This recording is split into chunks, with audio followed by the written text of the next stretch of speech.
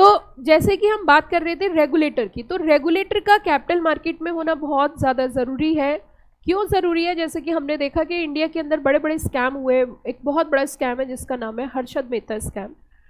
Scam होना, share holders को timely settlement ना मिलना, उसी के साथ फ्रॉड होना, स्कैम होना, इनसाइडर ट्रेडिंग होना, प्राइस मैनिपुलेशंस करना, फेक ट्रेडिंग करना, ऐसे बहुत सारे एग्जांपल्स हैं जो हमारे शेयर होल्डर्स के राइट को इम्पैक्ट करते थे, इन्वेस्टर्स को अफेक्ट करते थे। इसी चीज़ को ध्यान में रखते हुए इन्वेस्टर्स के राइट को प्रोटेक्ट करने के लिए हमें कैपिटल मार्केट में रेगुलेटर की ज़रूरत थी। और इन द ईयर पिक्चर में क्या आया? सेबी। सेबी का एक्ट का भी पूरा नाम क्या है? सेबी एक्ट 1992। अब देखिए what is the objective of capital market regulator. तो इन्होंने कहा ऑब्जेक्टिव की अगर हम बात करें तो कैपिटल मार्केट रेगुलेटर का जो मेन ऑब्जेक्टिव है that is to be investor protection. अगर इससे पहले की हम बात करें तो इससे पहले मैंने आपको बड़े अच्छे से क्लियर किया है money market, capital market, difference between money market, capital market, primary market, secondary market, financial system, financial market, intermediaries, ये तमाम चर्चा हम कर चुके हैं। और अब हम धीरे धीरे थोड़ा सा डीप स्टडी की तरफ बढ़ रहे हैं। So what is the objective of the capital market? जैसे कि इन्होंने सबसे पहला पॉइंट रखा इन्वेस्टर की प्रोटेक्शन करना। तो फर्स्ट पॉइंट क्या है जरा बताना? That is to be investor protection. Ensure that investors interest are safeguard from fraud, and साथ में क्या बोला? ना तो फ्रॉड हो और ना ही साथ में क्या हो? Manipulations. Market efficiency and transparency, create structured system for trading, and साथ में क्या बताया इन्होंने? Clearing settlement. फेयर प्रैक्टिसेस की अगर हम बात करें, प्रिवेंट व्हाट? प्रिवेंट किससे किया जाता है? दैट इज टू बी रोका जाता है इनसाइडर ट्रेडिंग से। जैसे कि मैंने आपको बताया इनसाइडर ट्रेडिंग का मतलब होता है, वैसे तो पूरा चैप्टर हमें आगे चल के पढ़ना है लेकिन बेस यहीं से बनेगा। इनसाइडर ट्रेडिंग का मतलब होता है, ट्रेडिंग का मतलब होता है बाइंग एंड सेलिंग, और इनसाइडर का मतलब होता है कि जब इनसाइडर आपकी जो इंफॉर्मेशन है, मतलब मार्केट में वो इंफॉर्मेशन अभी पब्लिश नहीं हुई, जो कि क्या थी? प्राइस सेंसिटिव इंफॉर्मेशन थी, पब्लिश ना होने की वजह से वो अनपब्लिश थी। और on the basis of unpublish price sensitive information जब भी कभी इनसाइडर्स ट्रेडिंग करते हैं तो उसे क्या बोलते हैं? Insider trading. पूरा चैप्टर है इसके नाम से, वहाँ पे हम बहुत डिटेल डिस्कशन करेंगे। थोड़ा सा आगे चलते हुए कि मार्केट एफिशिएंसी और ट्रांसपेरेंसी मेंटेन किया जाता है, क्योंकि जब हमारी सेबी होगी तो ट्रांसपेरेंसी कैसे मेंटेन होगा? सेबी के बहुत सारे अपने नियम हैं, रेगुलेशंस हैं जो कंपनीज़ के ऊपर अप्लाई किए जाते हैं और कंपनी उनको ध्यान में रखते हुए फिर क्या करती है? एक्शन लेती है, ठीक है ना। और कंपनी के ऊपर जो रेगुलेशंस अप्लाई होते हैं, अगर कंपनी वो रेगुलेशंस का पालन नहीं करती तो सेबी उनके अगेंस्ट क्या लेता है? एक्शन। आगे चलते हैं थोड़ा सा। और fair practices, prevent insider trading, price rigging, fraudulent disclosures. Development and regulation की अगर हम बात करें, बच्चों, तो सेबी को मैंने जैसे कि आपको शुरू में ही बताया था कि सेबी को बड़ी जिम्मेदारी सौंपी है। सेबी से बोला कि हे सेबी की हाँ कि तेरी एक बहुत बड़ी जिम्मेदारी है, कि बताइए क्या? कि सेबी देख तुम्हें ना इन्वेस्टर्स के राइट को, मेरे साथ साथ बोलना, इन्वेस्टर्स के राइट को, यस कम ऑन, इन्वेस्टर्स के राइट को प्रोटेक्ट करना है, कैपिटल मार्केट को रेगुलेट करना है, कैपिटल मार्केट को डेवलप करना है, इंटरमीडियरीज को रेगुलेट करना है, इशूअर्स को भी रेगुलेट करना है। अब यहाँ पे सेबी ने क्या बोला था कि ना तो मेरे पास कोई अस्त्र है और ना मेरे पास कोई शस्त्र है। तो गवर्नमेंट ने कहा सेबी कि हाँ कि जा तू जी ले अपनी जिंदगी, हम तुम्हें अस्त्र भी देंगे और हम तुम्हें शस्त्र भी देंगे। SEBI having a power to make their own regulations. SEBI कहने लगी सर अगर मेरी बात का पालन किसी ने नहीं किया तो आपके पास पावर है उनके अगेंस्ट एक्शन लेने की, मतलब अब तो जेल में जाना पड़ेगा। It means SEBI is an autonomous body, proper तरीके से इंडिपेंडेंट है और वो अपने नियम, अपने कानून बना सकती है। इसीलिए सेबी बनाती है अपने रेगुलेशंस और उनको बोला जाता है रेगुलेटरी बॉडी। उसी के साथ साथ आगे हमने देखा सिस्टमेटिक इंटीग्रिटी, प्रिवेंट मैनिपुलेशन। जो ये मैनिपुलेशन वर्ड यूज किया जा रहा है कि मैनिपुलेशन से बचाया जाता है, that could lead to economic crisis होते हैं और इन्वेस्टर्स का ना दिल टूट जाता है। जो हमारे इन्वेस्टर्स होते हैं उनका दिल टूट जाता है, उनका विश्वास खत्म हो जाता है कैपिटल मार्केट से। इसीलिए बहुत ज़्यादा ज़रूरी है इन्वेस्टर के विश्वास को जीतना, क्योंकि पैसा उसी का ही है। अगर उसको पैसा रिटर्न बैक होगा, अगर उसको पैसा टाइमली वापस मिलेगा तो उसका विश्वास बना रहेगा, नहीं तो उसका विश्वास भी क्या हो जाएगा बच्चों? खत्म हो जाएगा। इतनी बात समझ में आई? आगे चलते हैं धीरे धीरे। मैंने जैसे कि आपको बताया कि हर्षद मेहता स्कैम हुआ था इंडिया के अंदर, उससे हमारी गवर्नमेंट ने बहुत सीख ली और कोशिश करी कि इस तरीके के स्कैम फिर दोबारा से इंडिया में ना हो। अगर हम बात करें बच्चों अब यहाँ पे पार्टिसिपेंट्स की, सीधा अगर हम देखें यहाँ पे पार्टिसिपेंट्स की कि कैपिटल मार्केट में पार्टिसिपेंट्स कौन कौन होते हैं, कौन कौन पार्टिसिपेंट्स है कैपिटल मार्केट के अंदर। तो पार्टिसिपेंट्स की अगर हम बात करें बच्चों तो यहां पे आपको सबसे पहला पॉइंट नजर आएगा QIB, दूसरा पॉइंट आपको नजर आएगा FPI और तीसरा पॉइंट आपको नजर आएगा AIF। मिल गया सब बच्चों को? क्या क्या बताया मैंने, जरा बताना। One is a QIB, second one is a FPI and third one is a AIF। ये देखिए ये है QIBs, PFI एंड AIF। फिर से समझिए क्या बोला मैंने, one is a QIBs, second one is a FPIs, third one is a AIF। अब सबसे पहले ना हम ये समझेंगे कि QIB का मतलब क्या होता है। What do you mean by the QIB? तो बच्चों QIB की फुल फॉर्म होती है क्वालिफाइड इंस्टीट्यूशनल बायर्स। क्या बताया मैंने? Qualified institutional buyers. अगर QIB के बारे में हम समझें कि QIB क्या होता है, QIB क्यों होता है और QIB का मार्केट में क्या रोल है, तो तीनों तरीके से समझते हैं। सबसे पहली बात तो QIB जो है ना वो बिग इन्वेस्टर्स होते हैं। एक तो ये बात है, वो छोटा मोटा पैसा इन्वेस्ट नहीं करते, वो बड़ी अमाउंट इन्वेस्ट करते हैं। दूसरी बात, QIB की मार्केट में एक्सपर्टाइजेशन होती है, मार्केट नॉलेज बहुत अच्छी होती है। दूसरी बात, तीसरी बात, QIB को स्पेशल प्रेफरेंस दी जाती है। अब स्पेशल प्रेफरेंस कैसे दी जाती है कि जब भी कभी कोई कंपनी अपना इशू लेकर आएगी तो उसमें से कुछ परसेंटेज उसे QIB के लिए कंपलसरी रिजर्व करना है। ठीक है, अब मुद्दा ये उठता है कि मैम एक बात बताओ, अगर QIB के लिए कंपलसरी रिजर्व कर दिया जाएगा तो उनको ये इंपॉर्टेंस क्यों दी जा रही है? क्योंकि आप एक बात समझो, QIB बिग इन्वेस्टर्स है, करोड्स में इन्वेस्टमेंट करते हैं। तीन तरीके के इन्वेस्टर होते हैं, मैं स्टार्टिंग से बेस बना के चलती हूँ। तीन तरीके के इन्वेस्टर होते हैं, एक होते हैं QIBs, एक होते हैं नॉन इंस्टीट्यूशनल इन्वेस्टर और एक होते हैं रिटेल इन्वेस्टर। ठीक है, QIB बिग प्लेयर्स होते हैं, नॉन इंस्टीट्यूशनल इन्वेस्टर प्लेयर तो बड़ा होता है बट QIB जितना नहीं होता। तो इसमें आप आगे चल के पढ़ोगे, मतलब बेसिकली आगे चल के आप देखोगे एक HNI आएंगे। HNI होते हैं हाई नेटवर्थ इंडिविजुअल, जो 2 करोड़ 3 करोड़ का इन्वेस्टमेंट कर रहे हैं। तो एक तो हो गए QIBs जो करोड्स में इन्वेस्टमेंट करते हैं, 50 करोड़ 20 करोड़ 30 करोड़, तो वो तो QIB की कैटेगरी में। दूसरा हमारा जो है नॉन इंस्टीट्यूशनल इन्वेस्टर्स जो है उसमें HNI वगैरह आ रहे हैं, और एक हमारे रिटेल वाला लैक्स में जो इन्वेस्टमेंट कर रहे हैं। तो 3 कैटेगरी हो गई। तो कंपनी क्या करती है आगे चल के, जब मैं आपको रेगुलेशंस पढ़ाऊंगी सेबी के, तो उसमें आएगा कि आपको QIB के लिए इतना कंपलसरी रिजर्वेशन देना ही है, मतलब ये तो उनके लिए रहेगा ही। अब मुद्दा एक और चीज़ भी आप पढ़ोगे, थोड़ा सा मैं एडवांस जा रही हूँ लेकिन इनिशियल्स में धीरे धीरे स्टेप बाय स्टेप आपका बेस बनता जाएगा। अब दूसरी बात ये चलती है कि इसका मतलब अगर किसी कंपनी के अंदर QIB ने इन्वेस्टमेंट कर लिया तो इसका मतलब कंपनी साउंड है, कंपनी सही है। क्यों? क्योंकि QIB को मार्केट एक्सपर्टाइजेशन पॉइंट ऑफ व्यू से मार्केट की नॉलेज है, उनको इस बारे में पहले से ही पूर्ण रूप से जानकारी है। क्यों? क्योंकि उनके पास बड़े एनालिस्ट बैठे हुए हैं। ठीक है, अगर किसी कंपनी में QIB ने इन्वेस्टमेंट किया और लोगों ने वो QIB ने वो इन्वेस्टमेंट करने के बाद अब बाकी बचे कितने लोग? 2 कैटेगरी। कौन कौन सी? एक नॉन इंस्टीट्यूशनल इन्वेस्टर और तीसरा बचा आपका retail.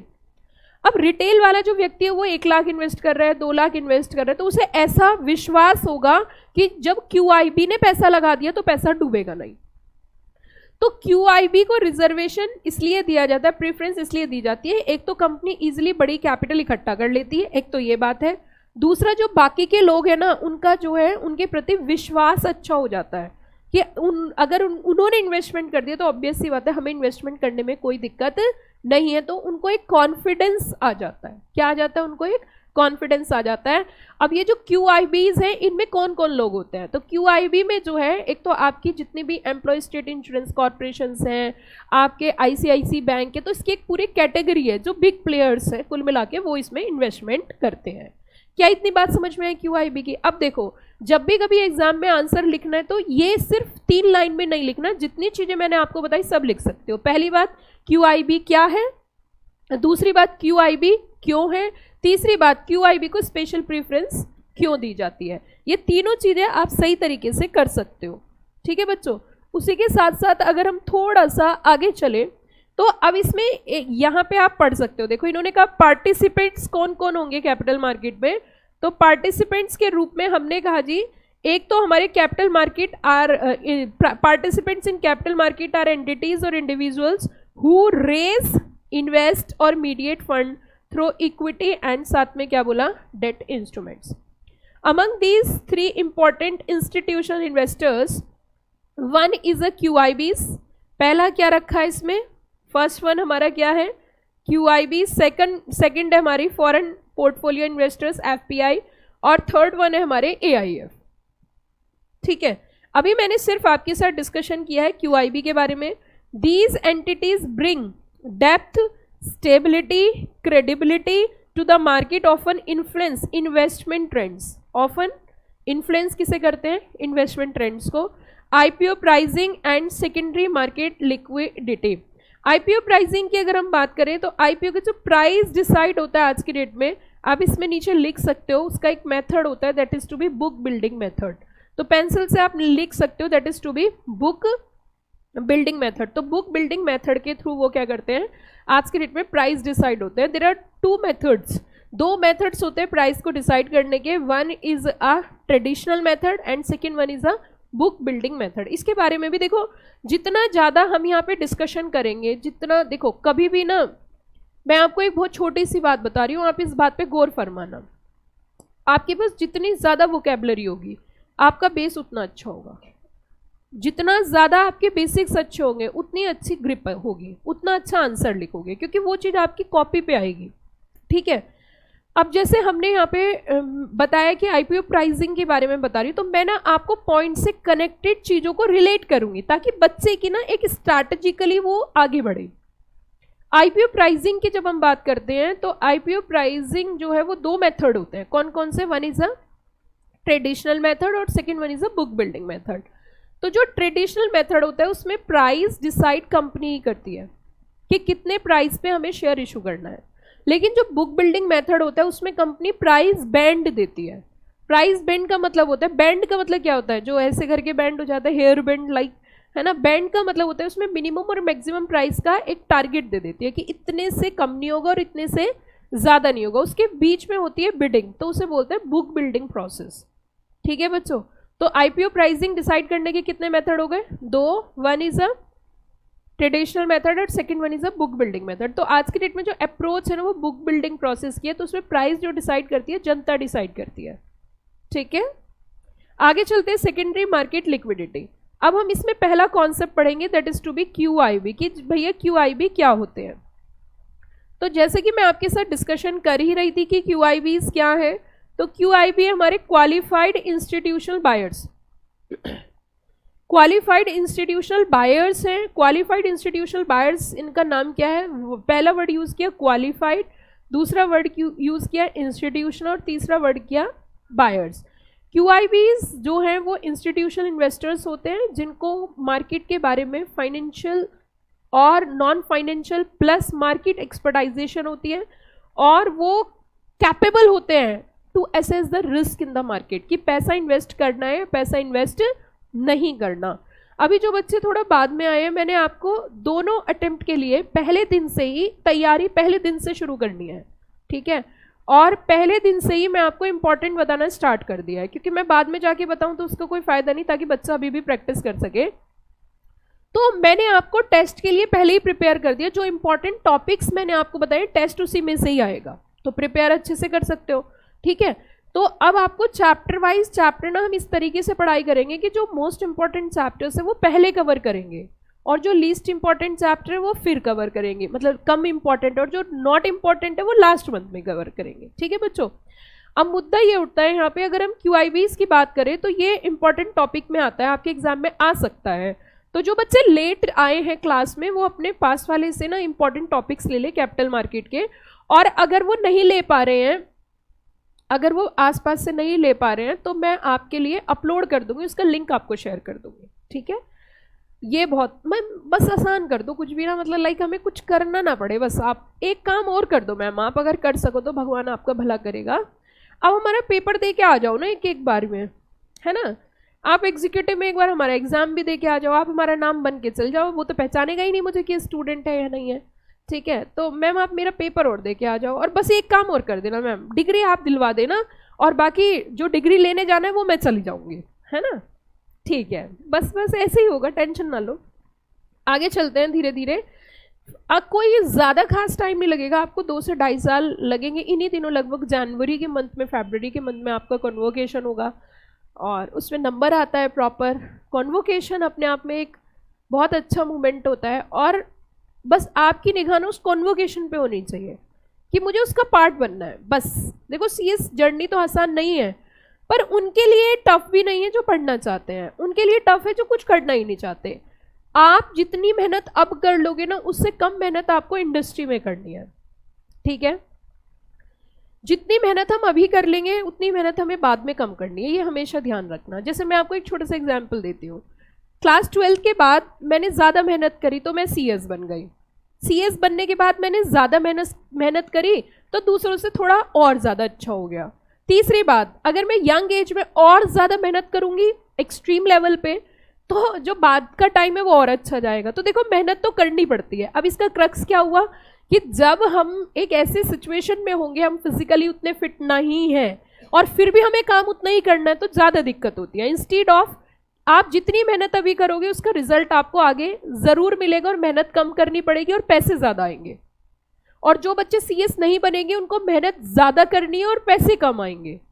On an average at the end आप ये समझ लीजिए, मैक्स टू मैक्स जो नॉन प्रोफेशनल्स होते हैं, जिनके पास प्रोफेशनल डिग्री नहीं होती है, वो इंडस्ट्री में जो वर्क करते हैं, वो कितना भी काम कर ले 1 लाख क्रॉस नहीं करते हैं। 1 लाख के ऊपर कोई कंपनी पे नहीं करती, कभी भी नहीं पे करती। 1 लाख से ऊपर जब भी कभी पेमेंट किसी व्यक्ति की जो है लाइक सैलरी डिसाइड की जाती है, पैकेज डिसाइड किया जाता है, तो वो डिग्री के बेसिस पर होता है, कंपनी के अपने नियम होते हैं, है ना। तो उससे ऊपर नहीं देगी, और 1 लाख रुपए में पूरी जान चूस लेगी। एक दिन आपका अपना नहीं होगा, ये ध्यान रखना। लेकिन वहीं अगर एक प्रोफेशनल डिग्री आपके पास है और आप मेहनत कर रहे हो, काम कर रहे हो, तो वो 1 लाख आप एक दिन में भी कमा सकते हो। प्रोफेशनल की वो कैपेसिटी होती है। देखो प्रोफेशनल्स न्यूट्रल 1 लाख कैसे कमा लेते हैं, क्योंकि उनका खर्चा तो कुछ होता नहीं। सर्विस सेक्टर में उतने एक्सपेंसेस नहीं होते जितनी इनकम होती है। अब ऐसे थोड़ी ना कंपनी सेक्रेटरी को पहले एक क्रेन लेके आनी है, फिर कंप्लाइंस करना है ना, उसका तो अपना दिमाग ही कंप्लाइंस है। तो इसीलिए सर्विस सेक्टर में आप एक दिन में बचत के 1 लाख कमा सकते हो, ठीक। तो इससे बढ़िया ये है कि यार अगर ऐसा कुछ हो रहा है तो मैं 24 घंटे में से 8 घंटे सोने के अलावा और 1 घंटा अपना नहाने धोने के अलावा जान लगा दो, और इतने एफर्ट्स लगा दोगे तो डिग्री आपकी हो जाएगी, पक्की बात है। डिग्री उन्हीं बच्चों की नहीं हो पा रही है जो बच्चे सिंसियर नहीं हैं। और मैं चाहे कितनी भी मेहनत कर लूँ, जब तक घर जाके आप खुद से नहीं पढ़ोगे तो तब तक दिक्कत रहेगी, क्योंकि आप सिर्फ यहाँ समझ सकते हो, या तो आपको घर पे जाके रिवाइज करके ही करना है। तो देखो यहाँ पे QIB इसमें कौन कौन होते हैं, तो एक तो कीवर्ड इसमें क्या रहा कि उनकी क्या होती है, अपनी फाइनेंशियल एक्सपर्टाइज एंड इनका ये ना कैपेबल होते हैं to assess the risk in the market, कि मार्केट में रिस्क एसेस कर सकते हैं। अब रिस्क किस चीज का, कि ऐसा तो नहीं हमारा पैसा डूब जाएगा, तो उसका असेसमेंट ये लोग कर लेते हैं, क्योंकि इनके पास हाई प्रोफाइल पर्सनालिटीज होती हैं, हाई प्रोफाइल प्रोफेशनल्स होते हैं, having a deep and conceptual and long term experience in the capital market. So list of entities recognised as QIBs। अब थोड़ा सा और आगे चलते हैं। अब हम यहाँ पे देखेंगे कि जो हमारे QIBs हैं वो कौन कौन है। तो इसमें नंबर 1 आपका आ गया। फर्स्ट नंबर पे आप देखोगे, एग्जाम्पल के रूप में लिख सकते हो, पहला नंबर है आपका QIBs का। First one is a mutual fund, venture capital AIF, foreign venture capital investor FPI, foreign portfolio investor, public financial institution, schedule commercial banks, state industrial development corporation, insurance companies, provident funds, pension funds, insurance funds, ये तमाम तरीके के लोग जो हैं वो इसमें आ जाते हैं। ठीक है बच्चों, अब इसमें मैं एक पॉइंट ऐड ऑन करना चाहती हूँ ताकि आपकी नॉलेज एनहेंस होती जाए। जब भी कभी QIBs को शेयर्स प्राइवेटली प्लेस किए जाते हैं तो उस टर्म को बोला जाता है QIP। जब भी कभी QIPs को प्राइवेटली शेयर्स प्लेस किए जाते हैं तो उसको क्या बोला जाता है? QIP। QIP कैसे? Qualified institutional placement. क्या बोला मैंने? Qualified institutional placement. तो QIP उसे बोलते हैं। तो QIP participate in IPO, private placement and institutional placement programmes. They not receive reservation but anchor investor quotas in public offering are often reserve. Now आगे कहते हैं SEBI assume QIB can invest without extensive. आगे इन्होंने कहा कि without extensive and investor protection safeguard due to their professional nature. ये already बहुत अच्छे से चीज़ों को एनालाइज कर लेते हैं तभी इन्वेस्टमेंट करते हैं। ऑलरेडी चीज़ों को बहुत अच्छे से एनालाइज करते हैं तभी वो क्या करते हैं? इन्वेस्टमेंट करते हैं। फॉर एग्जाम्पल आपने देखा इसमें LIC है। LIC a public financial institution and SEBI mutual fund or SEBI registered fund are QIBs and routinely invest in public offerings। आगे ये तो अभी तक जो हमने समझा ये सारा QIB था। अब हम अगले टॉपिक की ओर चलते हैं, that is to be FPI।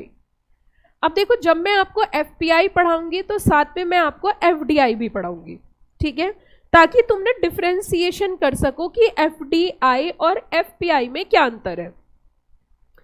FPI का F का मतलब है फॉरेन, P का मतलब है पोर्टफोलियो और I का मतलब है इन्वेस्टर। तो टोटल हो गया हमारा फॉरेन पोर्टफोलियो इन्वेस्टर। अब सबसे पहले हम मतलब समझेंगे फॉरेन का। What do you mean by the foreign? तो अगर फॉरेन की बात करें तो आउटसाइडर, मतलब इंडिया के बाहर का, है ना। जब भी कभी हम फॉरेन की बात करते हैं तो ये तो बात हमें समझ में आ गया कि ये इंडिया से बाहर का है। पोर्टफोलियो का मतलब होता है इन्वेस्टमेंट इन डिफरेंट सेक्टर्स। तो बंच ऑफ सिक्योरिटीज को बोलते हैं पोर्टफोलियो, ठीक, जो कि डिफरेंट सेक्टर्स में पैसा लगाया जाता है। फॉर एग्जांपल ऑटोमोबाइल है ना, रियल एस्टेट है, बैंकिंग इंडस्ट्री है एंड ब्ला ब्ला। और थर्ड वन है इसमें इन्वेस्टर। इन्वेस्टर का हिंदी मीनिंग होता है निवेशक, जो कि पैसे को इन्वेस्ट करेंगे, तो हो गया इन्वेस्टर, ठीक है।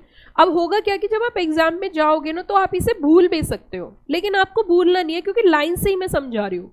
तो फॉरेन का मतलब क्या हुआ? आउटसाइडर। पोर्टफोलियो का मतलब हुआ जो डिफरेंट सेक्टर्स में पैसा लगा रहा है, और इन्वेस्टर मतलब निवेश कर रहा है, इन्वेस्टमेंट कर रहा है, ठीक है। अब जब भी कभी कैपिटल मार्केट में इन्वेस्टमेंट की बारी आएगी तो ऑब्वियस सी बात है पिक्चर में सेबी आ जाएगा। तो ये जो फॉरेन पोर्टफोलियो इन्वेस्टर्स हैं इनको रेगुलेट करने के लिए हमारे यहाँ पे सेबी ने अलग से इनके लिए रेगुलेशंस बना रखे हैं। अब मुद्दा उठता है कि FPI एक्चुअल में करता क्या है। देखो सुनना मेरी बात ध्यान से। FDI आपने जरूर सुना होगा। FDI का मतलब होता है फॉरेन डायरेक्ट इन्वेस्टमेंट, है ना। Foreign direct investment, direct investment, इसका मतलब ये इनडायरेक्ट इन्वेस्टमेंट है ना। FDI में क्या होता है कि FDI के अंदर कंपनीज में पैसा भी लगाते हैं और उनका मैनेजमेंट भी कंट्रोल करते हैं। मतलब वो पैसा भी निवेश करेंगे FDI में और उनके डिसीजन मेकिंग पावर भी खुद लेंगे। ये होता है हमारा FDI में। किस में होता है? FDI में। जैसे एक कंपनी के 51% कैपिटल कंट्रोल कर ली तो ये हो गई FDI, अब डिसीजन मेकिंग भी उनके पास है। वहीं अगर हम FPI की बात करें तो FPI का ऑब्जेक्ट डिसीजन मेकिंग में पार्टिसिपेट करना नहीं है। FPI का मेन एम है जस्ट टू इन्वेस्टमेंट करना और रिटर्न लेना। इसका मतलब ये मैनेजमेंट को कंट्रोल नहीं करते और ये मैनेजमेंट में एक्टिवली पार्टिसिपेट नहीं होते। इनका उद्देश्य होता है सिर्फ इन्वेस्टमेंट करना और रिटर्न लेके अपने देश वापस जाना। तो ये होते हैं हमारे FPI, ठीक है बच्चों। FPI अगर आपके एग्जाम में क्वेश्चन आएगा तो इसकी वेटेज होगी 3 मार्क्स। इस पूरे चैप्टर की वेटेज है 10 मार्क्स, जो कि है बेसिक्स ऑफ कैपिटल मार्केट। और मैं चैप्टर जो है ना धीरे धीरे स्टेप बाय स्टेप इसी तरीके से आपके साथ लेके चलूंगी। अब ये जो FPI है ना उसमें भी इन्होंने कैटेगरी बना दी है कि कैटेगरी कैसे, कि कैटेगरीज ऑफ FPI में इन्होंने अलग अलग कैटेगरी में रखा। और आप देखोगे इसमें आपकी बुक में भी दे रखा है, सेकंड कैटेगरी है, फर्स्ट कैटेगरी और थर्ड कैटेगरी है। तो अगर आप देखोगे इसमें हमारी जो है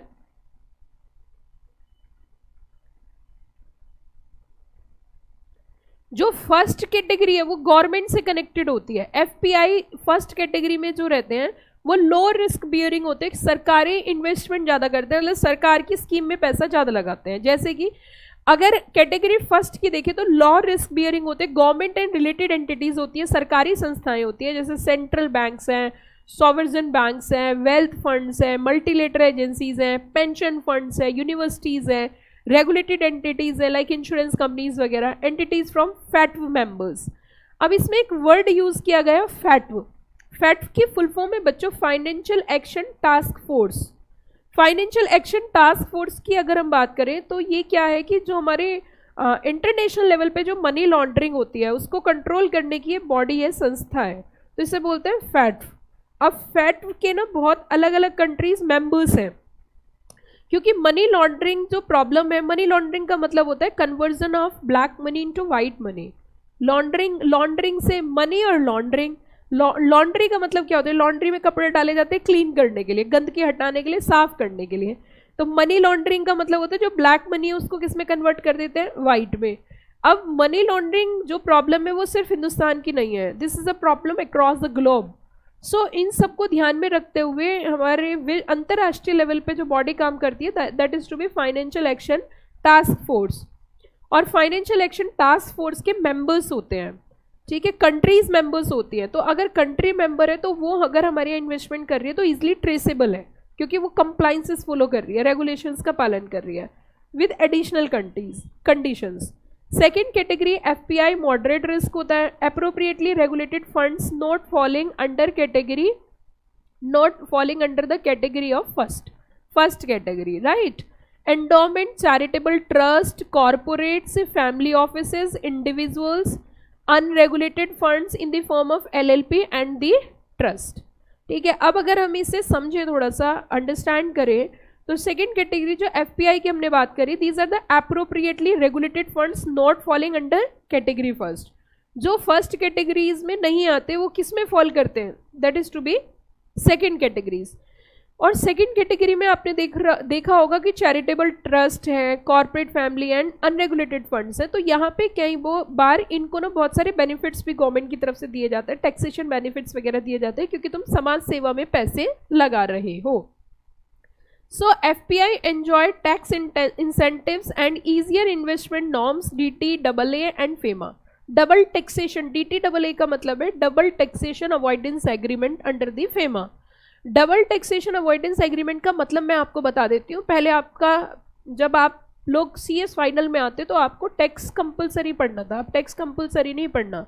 अब फाइनल में तो टैक्स ना के बराबर क्यों है, जरा मैं बताती हूँ आपको कि CS प्रोफेशनल के अंदर आपके इलेक्टिव पेपर्स होते हैं। तो ग्रुप 1 में जो है CS प्रोफेशनल में इलेक्टिव पेपर में डाल रखा है DT को, और मैं बच्चों को हाईली रिकमेंड करती हूँ कि बस इसी पेपर को मत पढ़ना, बाकी कोई भी ऑप्ट कर लेना, ठीक है।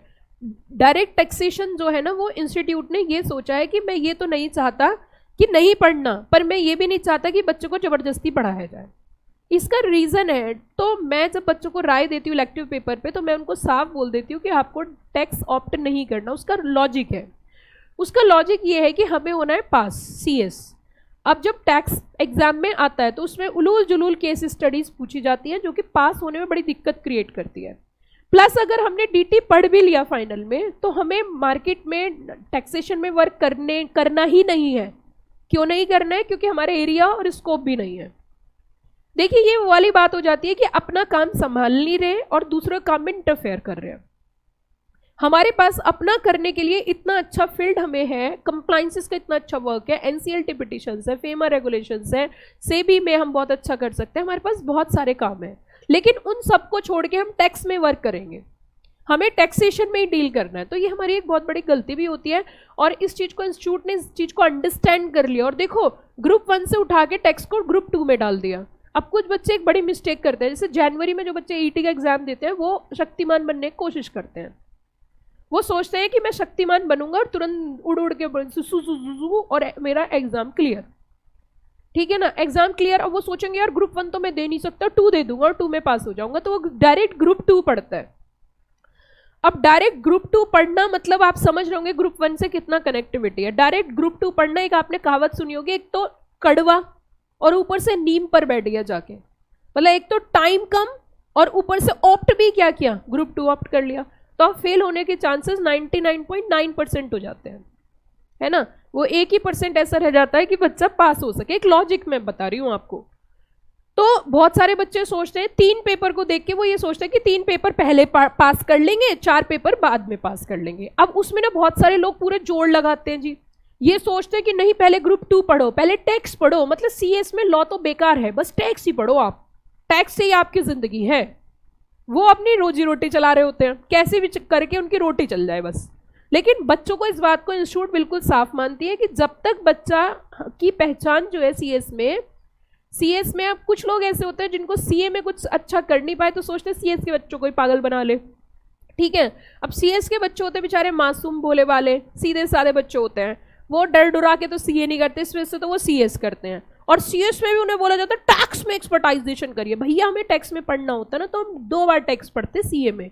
अभी फिलहाल हमें टैक्स जो है सिर्फ पास करना है, नॉलेज होनी चाहिए। जैसे एक डॉक्टर होता है, अब डॉक्टर जब डॉक्टरी की पढ़ाई करते हैं तो उन्हें फुल बॉडी की एक पढ़ाई करनी होती है। क्यों? क्योंकि मान के चलिए वो पेट का डॉक्टर बना, उसने पेट की ऐसी दवाई दी, दिमाग उड़ा दिया, ठीक है। तो इसीलिए हमें भी क्या किया जाता है कि हमें सब चीजें पढ़ाई जाती हैं ताकि हमें फुल कॉर्पोरेट की एक नॉलेज रहे, एक जानकारी रहे। लेकिन हमारी एक्सपर्टाइजेशन नहीं होती, हम उसमें एक्सपर्ट नहीं होते, पर हमें जानकारी होती है।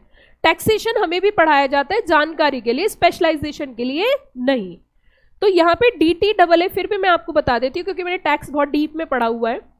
अगर हम टैक्स की बात करें तो सुनिए, ध्यान दीजिए, टैक्स की अगर मैं टैक्स की बात करूँ ना तो मैं आपको टैक्स भी पढ़ा सकती हूँ, लेकिन मैं नहीं पढ़ाऊंगी क्योंकि मेरा कोर एरिया नहीं है, वो मुझे सूट नहीं करता। मेरे पास पढ़ाने के लिए लॉ में ही बहुत कुछ है, ठीक है। अब सुनो, ध्यान दो मेरी बात में, मैं क्या कहना चाह रही हूँ। DTAA समझिए पहले, डबल टैक्सेशन अवॉइडेंस एग्रीमेंट। अब ये होता क्या है, एक्चुअली क्या है कि जैसे कोई फॉरेनर इन्वेस्टर है, उसने इंडिया में इन्वेस्टमेंट किया और इंडिया में इन्वेस्टमेंट करने के बाद उसको रिटर्न मिली, तो उसका एक तो इंडिया में भी टैक्स लगा और अपनी कंट्री में भी टैक्स लगा, तो उसने तो डबल टैक्स पे किया।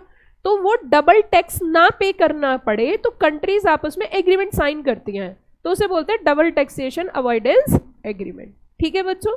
तो यहाँ पे ईजियर इन्वेस्टमेंट नॉर्म्स, अब जब किसी कंट्री को ये पता चल गया कि मुझे ड्यूअल टैक्स नहीं पे करना, तो वो इजीली क्या करेगी, इन्वेस्ट करेगी।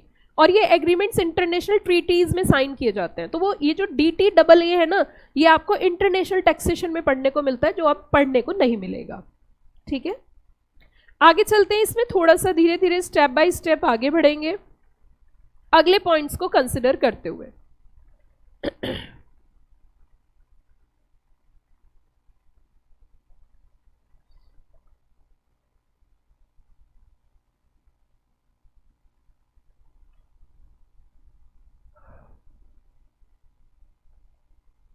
अगर हम बात करें बच्चों अब AIF की, तो इसकी मैंने आपको वेटेज बताई कि इसकी वेटेज भी आपकी कितनी है, 3 मार्क्स की वेटेज है, 3 नंबर का क्वेश्चन आपके एग्जाम में पूछा जा सकता है। नेक्स्ट टॉपिक की अगर हम बात करें AIF की, AIF, A का मतलब है ऑल्टरनेटिव, I का मतलब है इन्वेस्टमेंट, F का मतलब है फंड। पहले मैं आपको ना इसका लॉजिक समझाती हूँ, तभी ये कॉन्सेप्ट बताऊंगी और आपको बहुत अच्छा भी समझ में आएगा, ठीक है। आप मुझे मेरे कुछ क्वेश्चंस के आंसर दो, जब आप मेरे क्वेश्चन के आप मुझे आंसर दे दोगे तो फिर उसके बाद मैं बताना शुरू करूंगी। क्या हर एक कंपनी पब्लिक से फंड रेज कर सकती है? हर एक कंपनी, कोई भी कंपनी सीधा आएगी, जैसे मान के चलिए मैंने एक कंपनी बनाई एक्स प्राइवेट लिमिटेड और मुझे बहुत पैसे की जरूरत है, मैंने सीधा पब्लिक इशू लेकर आई, लोगों से पैसे इकट्ठे कर लिए। क्या ऐसा हो सकता है? कितने बच्चे कहते हैं कि ऐसा नहीं हो सकता? बहुत सारे लोग कहते हैं। वेरी गुड, इसका मतलब आपके पास बेस तो है। अब अगला क्वेश्चन सुनिए बच्चों, अब अगला क्वेश्चन ध्यान से सुनिए। अगर हम अगले क्वेश्चन की बात करें तो मुद्दा ये उठता है कि मेरे पास बहुत अच्छा आइडिया है लेकिन मेरे पास पैसे नहीं है। अब आइडिया तो है लेकिन पैसा नहीं है और उस आइडिया को मुझे एग्जीक्यूट करना है, तो आइडिया को एग्जीक्यूट करने के लिए तो फंड्स की जरूरत पड़ेगी। तो मेरे पास पैसा कहां से आए? पब्लिक इशू तो मैं ला नहीं सकती, लेकिन पैसों की जरूरत पड़ेगी। तो ऐसी स्थिति में एक फंड क्रिएट किया जाता है और उस फंड में पैसे इकट्ठे किए जाते हैं इन्वेस्टर से, ठीक है। आपको पैसे देने, इसको पैसे देने, उससे पैसा लेकर जो कंपनीज पब्लिक इशू नहीं ला सकती हैं उन कंपनीज को फंड्स दिए जाते हैं ऑल्टरनेटिव फॉर्म में। मतलब डायरेक्टली वो पब्लिक से तो इकट्ठा नहीं। देखो ऑल्टरनेटिव का मीनिंग मुझे बता दो बस, आप सारा कॉन्सेप्ट ऑटोमेटिक क्लियर हो जाएगा। What do you mean by the alternative? Alternative का मतलब क्या होता है ना। अब एक तो होता है डायरेक्टली पब्लिक से हमने फंड रेज किया, एक ये हमने डायरेक्टली ना करके इनडायरेक्टली फंड रेज किया। मतलब इन्वेस्टर ने किसको पैसा दिया, ट्रस्ट को, उस ट्रस्ट ने लोगों से पैसे इकट्ठे करके ऐसी कंपनीज को पैसा दिया जो डायरेक्टली पब्लिक से फंड रेज नहीं कर सकती थी। तो इन्वेस्टर ने जब उस ट्रस्ट को फंड दिया तो उस पर ही क्या विश्वास है, वो तो पैसा लेके भाग भी सकती है। प्लीज ध्यान दीजिए, देखो मैं आपसे फिर से समझाना चाहती हूँ कि आप ये मत सोचो कि आप पढ़ाई कर रहे हो, आप ये सोचो कि ये कॉन्सेप्ट मुझे अंडरस्टैंड करना है और उसके बाद खुद ही लिखना है, ठीक है। अब हमने कहा जैसे एग्जाम होगा ना तो आप भूल सकते हो, तो मैं आपको ना भूलो इसलिए ऐसे पढ़ा रही हूँ। अब हमने कहा एक तो तरीका ये है कि डायरेक्टली हम जनता से पैसे इकट्ठे कर सकते हैं, तो वो तो इसमें है ही नहीं, इसका नाम ही क्या है, ऑल्टरनेटिव इन्वेस्टमेंट फंड। अगर जनता से पैसे इकट्ठे करने हैं तो कंपनी की एलिजिबिलिटी होनी चाहिए, और हर कंपनी एलिजिबल होती नहीं है, क्योंकि यहाँ पे सेबी पता है क्या कहती है कि तुम्हारी औकात ही नहीं है। कि औकात सर कब होगी, कम से कम पुरानी कंपनी होनी चाहिए, उसका पास्ट ईयर का जो है रिटर्न बेस होना चाहिए, डिविडेंड उसकी हिस्ट्री होनी चाहिए, मार्केट कैपिटलाइजेशन अच्छी होनी चाहिए, तो फिर तो कंपनी के पास पैसा कभी आएगा ही नहीं। तो यहाँ पे एक ऑल्टरनेटिव तरीका बनाया गया है कि एक ट्रस्ट क्रिएट करेंगे, ट्रस्ट को इन्वेस्टर पैसा देगी और ट्रस्ट वो पैसा वहां से निकाल कर जो स्टार्टअप्स हैं, जो छोटे छोटे कंपनीज हैं, उनको पैसा देगी। अब क्वेश्चन नंबर 1 बात तो फिर यही आ गई कि मान के चलिए आप सब इन्वेस्टर हो और आपने ट्रस्ट को पैसा दे दिया और ट्रस्ट पैसा लेके भाग गई, क्या ये हो सकता है? तो इस ट्रस्ट को भी पकड़ लिया सेबी ने, कहने लगा तुम कहां चली कि सर मैं तो लोगों से पैसे ले रही हूं, कि लोगों से कोई 1 रुपया भी लेगा ना इन्वेस्टर से तो मेरे कंट्रोल में आएगा, क्योंकि मुझे जिम्मेदारी दी गई है इन्वेस्टर्स की प्रोटेक्शन करने के लिए। तो ट्रस्ट कहने लगे सर इसका मतलब हम पैसे नहीं ले सकते। उन्होंने कहा ले सकते हो, लेकिन पहले मेरे रेगुलेशंस का पालन करना पड़ेगा। तो उनका नाम होता है ऑल्टरनेटिव इन्वेस्टमेंट फंड, जिसे हम बोलते हैं AIF। हाईली एक्सपेक्टेड क्वेश्चन है आपके एग्जाम के लिए, वेरी वेरी इंपॉर्टेंट, 3 मार्क्स में, ठीक है। तो नाम क्या हो गया बच्चों, AIF। AIF क्यों हो गया, क्योंकि ये पूल करते हैं, पूल्ड इन्वेस्टमेंट व्हीकल है in the form of trust, company, body, corporate, जो कि अब देखो इससे आपको समझ में भी आएगा।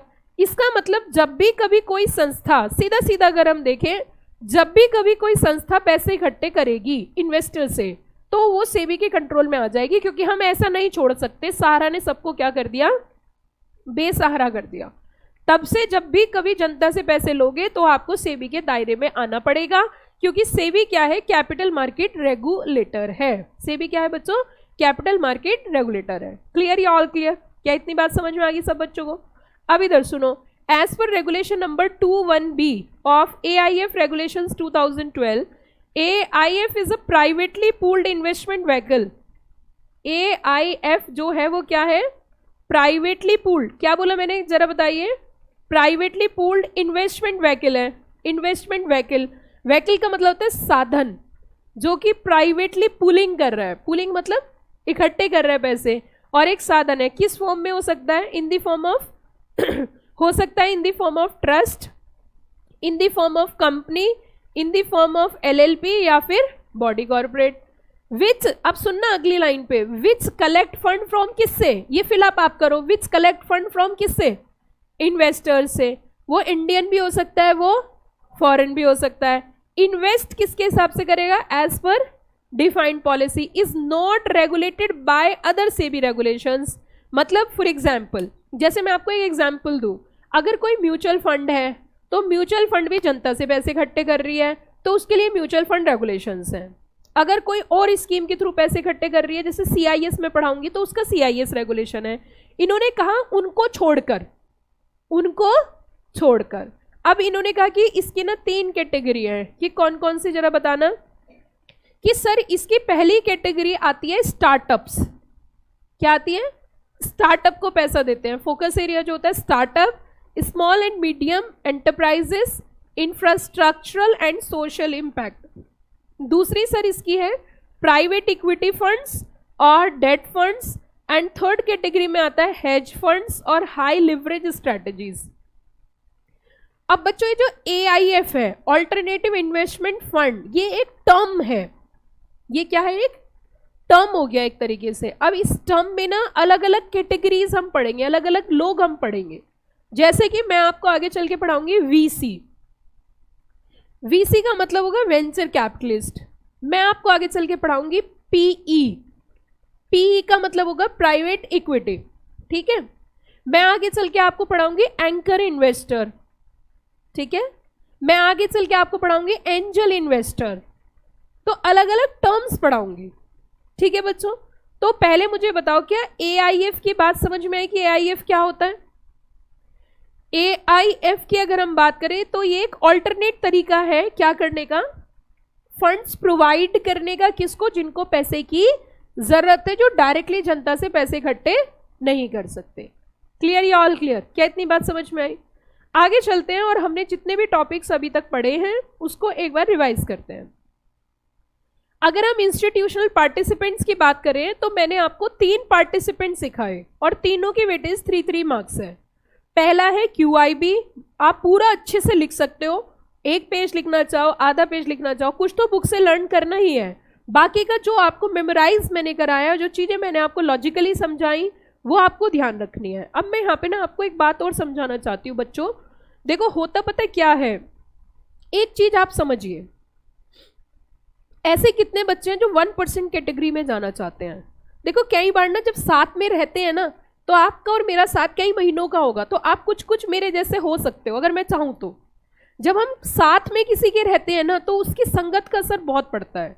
जैसे मैं आपको एक छोटा सा एग्जाम्पल देती हूँ, मेरे साथ जितने भी लोग काम करते हैं ना, चाहे वो घर पे हो, चाहे मेरे कलीग्स हो, चाहे मेरे साथ के एम्प्लॉयज़ हो, चाहे मेरे फैमिली मेम्बर हो, मैं बहुत ज़्यादा, मतलब मुझे बहुत शौक है नेचुरोपैथी का, बहुत एक्सट्रीम शौक है मुझे, ठीक है। तो जब मैं ये सब बातें करती हूँ ना, तो दूसरों को भी ना अंदर से ही लगने लगता है यार ये चीज़ गलत है, मतलब हमें अपनी फिटनेस पे ध्यान देना चाहिए। क्या होता है कि जब हम किसी के साथ रहते हैं तो ऑब्वियस सी बात है, हमें उसके साथ रहते रहते, मैं किसी से भी जब कभी बात करती हूँ ना, आप लोगों के अलावा कोई भी हमारे यहाँ पे गेस्ट आता है, कोई भी पर्सन आता है, तो मैं बस उनसे एक ही बात करती हूँ, that is to be fitness और डाइट। मतलब मुझे बहुत शौक है, मतलब ये पढ़ाने के अलावा मेरा एक ऑल्टरनेटिव शौक है जो मुझे बहुत पसंद है, डाइट और फिटनेस। जो हमारी कुक है ना, अब तो उसके अंदर भी फिटनेस का कीड़ा आ गया, ठीक है। तो इट मीन्स कहीं ना कहीं आप ये समझिए, कुछ दिन जब आप मेरे साथ रहोगे तो शायद कुछ तो आप बहुत अच्छी चीज़ें सीखोगे। तो मैं आपसे ये कहना चाहती हूँ कि आप कौन सी कैटेगरी में आना चाहते हो। 100 लोग होते हैं, 100 में से एक व्यक्ति ऐसा होता है जो 99 को क्रॉस करके 1 में आता है। ऐसे कितने बच्चे हैं जो 1 में आना चाहते हैं? जो 1 में आना चाहते हैं, तो देखो अब एक बात तो साफ है कि अगर हम 99 को क्रॉस करके फर्स्ट कैटेगरी में आना चाहते हैं, 1 कैटेगरी नंबर 1, 99 को क्रॉस करके अगर हम फर्स्ट कैटेगरी में आना है तो उनको क्रॉस करके आना पड़ेगा ना। लेकिन जब तक हम उनके जैसा ही सोचेंगे, उनकी तरीके से ही रहेंगे, जो वो कर रहे हैं वो भी हम करेंगे, तो हम कभी भी फर्स्ट कैटेगरी में नहीं आएंगे। क्यों? क्योंकि जैसा हम कर रहे हैं वैसा ही वो कर रहे हैं। क्या मेरी बात से सहमत हो आप? हम उनको क्रॉस कैसे करेंगे? तो हमें अगर उनको क्रॉस करना है तो हमारा वर्किंग रूटीन, हमारा सोचने का तरीका, हमारी अप्रोच, हमारा नेचर वो बिल्कुल डिफरेंट होना चाहिए, जो किसी से मैच ना करता हो। और उसके लिए सबसे ज़्यादा ज़रूरी है, आप आज पेन से लिखना अपनी कॉपी पे, और 6 बजे से लेके 11 बजे तक 5 घंटे जिंदगी के ऐसे होते हैं जिसमें ज़्यादातर 99% लोग कुछ नहीं करते हैं सिवाय डिनर के। एक इफेक्टिव वर्क बता दो मुझे 6 बजे से लेके 11 बजे तक, एक्सेप्ट डिनर। एक्सेप्ट डिनर, आप मुझे कोई एक फ्रूटफुल वर्क बता दो शाम को 6 बजे से लेके रात के 11 बजे तक। कितने बच्चे मेरी बात से सहमत है कि डिनर के अलावा कोई ऐसा एक्सट्रीम बच्चा होगा जो अपने रूम में पढ़ रहा होगा? अदरवाइज 6 से 11 पढ़ने का कोई एटीट्यूड किसी का नहीं होता, क्योंकि ये एक नेचुरल ह्यूमन बीइंग हैबिट है कि अब हमें क्या चाहिए? आराम चाहिए। आप अगर नहीं भी करना चाहोगे तो भी आप इधर से उधर, इधर से उधर, इधर से उधर, खाना खाने में, देने में, एक्स में, वाई में, बात करने में निकल जाएगा। कितने बच्चे मेरी बात से सहमत है? जरा हाथ उठाओ। कुछ बच्चे ऐसे जो 6 से 11 कुछ और एक्सट्रीम जो बच्चे हैं छोटे, वो तो खेल लेते हैं, चलो उनकी बात अलग हो गई कि भाई वो खेलने चले गए। अब आपने ऐसा भी कोई शौक नहीं पैदा कर रखा कि डेली रेगुलर आप बैडमिंटन खेलते हो या रेगुलर आप टेनिस खेलते हो। अब ऐसा भी कोई शौक नहीं होगा क्योंकि अभी आपको कोई खेलने भी नहीं देगा, ठीक है, ये भी आप समझ लीजिए। आप जैसे ही अपने बैडमिंटन किट उठाओगे वैसे ही बोलेंगे पढ़ लिया तू है, मास्टर बन गया, CS हो गई तेरी बैडमिंटन, तो आपको वैसे कोई नहीं खेलने देगा। मैं आपसे एक चीज कहना चाहती हूँ, बस एक छोटी सी बात समझ लो, ये 6 to 11 वाला टाइम आपको कम से कम मिसयूज करना है। आप कोशिश करो किचन में खाना किस टाइम बन रहा है, अगर बन रहा है तो ठीक है, नहीं तो सब बच्चे 18+ है, अपने लिए कुछ ना कुछ बना के शाम के टाइम खा सकते हैं, कुछ भी खा सकते हो तुम बना के, एक्सेप्ट मैगी, ठीक है। तो इट मीन्स आप खा के सो सकते हो, और खाना नहीं भी मिले तो दूध पी के भी तुम सो सकते हो, काम चला सकते हो। कोशिश करो किचन में जब खाना बने तो सबसे पहले तुम हो उस किचन में, इतने सेल्फिश तुम हो जाओ कि तुमसे बड़ा कोई सेल्फिश ना हो। अपनी प्लेट उठाओ, खाना खाओ और सो जाओ। 8 बजे कोशिश करो कि तुम्हें अपने रूम में सोने के लिए जाना ही जाना है, और लास्ट 9 बजे तक सोना ही सोना है, बस। बाकी और सब चीज छोड़ दीजिए। जब सारी दुनिया चे पे कर रही होगी, ओटीटी पे मूवी देख रही होगी, तुम सो रहे होंगे, तुम एक वर्क कर रहे हो, अपने ब्रेन को रिलैक्स कर रहे हो अगले दिन के लिए। जब सारी दुनिया सो रही होगी तब तुम 4 बजे जग के अपनी पढ़ाई कर रहे होंगे, अपना योगा कर रहे होंगे, अपनी प्लानिंग कर रहे होंगे, अपने सब्जेक्ट को पढ़ रहे होंगे। अगर तुमने इसको कंट्रोल कर लिया, ये हैबिट बना ली तुमने। देखो अक्षय कुमार के साथ बहुत सारे लोग आए और बहुत सारे गए। अक्षय कुमार की सक्सेस का सिर्फ एक ही रोल है, यही एक मेल मूल मंत्र है कि वो पर्सन जो है जल्दी जगते हैं, जल्दी सोते हैं, और मॉर्निंग के टाइम को प्रॉपरली यूटिलाइज करते हैं, वो प्रॉपर यूटिलाइजेशन करते हैं, और वो टाइम से सारे काम खत्म करते हैं। 30 डेज में एक मूवी शूट कर लेते हैं, ठीक है। तो इट मीन्स उन्होंने क्या किया, टाइम मैनेजमेंट किया है। टॉप टैक्स पेयर है फिल्म इंडस्ट्री के कई सालों से, टॉप टैक्स पेयर। कब के अक्षय कुमार है, जब हम छोटे बच्चे थे तब के अक्षय कुमार है। हर तरीके का रोल कर लेते हैं क्योंकि उन्होंने अपने आप को प्रिपेयर किया है, फिजिकली प्रिपेयर किया है, मेंटली प्रिपेयर किया है। आप ये चीज समझिए। आप देखो जब भी कभी किसी बड़े आदमी की नकल करोगे तो कुछ तो बड़ा हो जाओगे। अगर मान के चलिए आपने अक्षय कुमार के स्टाइल को फॉलो किया, अक्षय कुमार जैसा बनना चाहोगे, तो अपना प्राइवेट जेट डी लोगे तो 2-4 ऑडी पॉडी तो खरीद ही लोगे, यस और नो। तो नकल भी करो तो किसी ऐसे व्यक्ति की करो जो उसके जैसे बनने की कोशिश करो कि हाँ भाई यार कुछ तो फायदा होगा उससे। आप अगर ऐसे लोगों के बीच में रहते हो जिनका जिंदगी में कोई उसूल ही नहीं है, ऑब्जेक्टिव नहीं है, जमीन पे पैदा हुए और बस ऐसे ही चले जाएंगे, तो तुम भी ऐसे ही रह जाओगे, ये ध्यान रखना। अगर तुम्हारी सोच बड़ी होगी ना तो ऑप्शन अपने आप ओपन होंगे, आपको कुछ करने की जरूरत नहीं है, अपने आप गेट खुलते चले जाते हैं, नए नए थॉट्स, नए नए आइडियाज, नए नए बिजनेस आइडियाज आते चले जाते हैं जब आप सोचोगे उसके बारे में। Are you got the point? सबसे पहली चीज, सभी बच्चों की ऐसी एक डायरी होनी चाहिए, सभी बच्चों की। मतलब ये नहीं कि सिर्फ मेरी, चलो मैं तो प्रोफेशनल हूं, मेरी तो हर मिनट की एक कीमत है, लेकिन आपकी भी कीमत है। आपके पास एक डायरी होनी चाहिए जिसमें आपका हिसाब होना चाहिए आपकी जिंदगी का, कि आप कैसे टाइम इन्वेस्ट कर रहे हो, कल आपको क्या करना है, कल आपको क्या पढ़ना है, कैसे पढ़ना है, किस टाइम पढ़ना है, कितना पढ़ना है, किस टॉपिक को पढ़ना है, सब कुछ।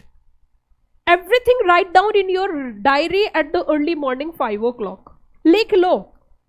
उसके बाद अगर आपको 1 शॉट क्वालिफाई होना है तो देखो, जो बच्चे आपके साथ के हैं वो 8 बजे सो के जग रहे हैं, सारे बच्चे कोचिंग कर रहे हैं, कोई कहीं कर रहा है, कोई कहीं कर रहा है, सब कर रहे हैं, अल्लाह बला सब जगह पढ़ रहे हैं, तो वो भी पढ़ रहे हैं, आप भी पढ़ रहे हो, तो आपको अगर 1 शॉट पास करना है तो उनसे ज्यादा पढ़ना पड़ेगा।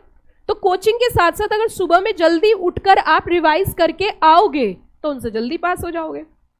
समझ में आई मेरी बात? अगर आप 10 बजे से 5 बजे तक उनकी तरह ही बस पढ़ रहे हो और जाकर सो रहे हो तो तुम्हारा भी रिजल्ट वैसा ही रहेगा। तुम्हें 1 शॉट क्रैक करना है तो डबल एफर्ट्स लगा दो। समझ में आई मेरी बात? अब सुनो, मैंने आपको 3 चीजें सिखाई, जल्दी जल्दी बताओ। पहला QIB, दूसरा FPI, तीसरा AIF। QIB qualified institutional buyers, FPI foreign portfolio investors, तीसरा AIF। अब देखो एक एक लाइन में अगर हम इसे समझे तो क्रक्स समरी से हम देख सकते हैं। QIB क्या होते हैं?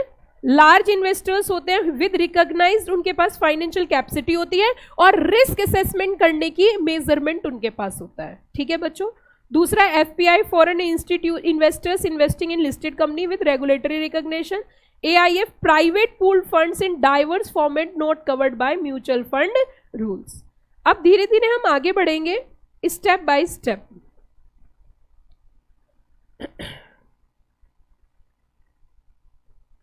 Participants of capital market, QIB, FPI and AIF.